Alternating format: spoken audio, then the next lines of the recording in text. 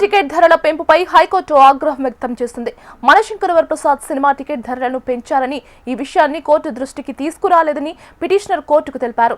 రాష్ట్ర హోంశాఖ సెక్రటరీగా విధులు నిర్వహిస్తున్న సివి ఆనంద్ కు కోర్టు ధిక్కరణ నోటీసులు జారీ చేసింది. సినిమా టికెట్ల ధరల పెంపుపై సమాధానం ఇవ్వాలని తెలిపింది. అలాగే ఇకపై ఏ సినిమా రేట్లు పెంపు విషయంపైన 90 రోజుల ముందే నిర్ణయం తీసుకోవాలని సూచించింది. ఇక ఈ అంశానికి సంబంధించి మరింత సమాచారం అందించడానికి మా హైదరాబాద్ బ్యూరో చీఫ్ రమణ ఫోన్లో సిద్ధంగా ఉన్నారు. రమణ,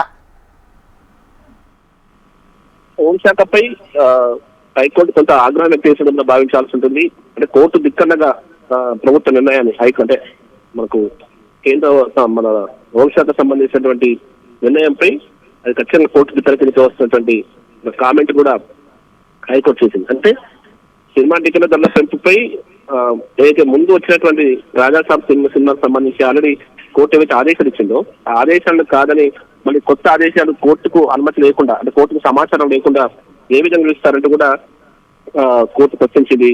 2026 జనవరి 28 ధరల పెంపు ఉత్తర్వులు జారీ చేసి మళ్ళీ 10వ జనవరి నుంచి అమలుకు అనుమతి తీసుకోకుండానే ఆ విధంగా కోర్టుకు సంబంధించి నిర్ణయాన్ని కాదని ఏ విధంగా హోంశాఖ సొంత నిర్ణయం తీసుకుంటున్నటువంటి విషయాన్ని కోర్టు ప్రశ్నించింది. ఖచ్చితంగా కోర్టు దిక్కన కిందకి వస్తున్నటువంటి ఒక కామెంట్ కూడా చేయడం జరిగింది.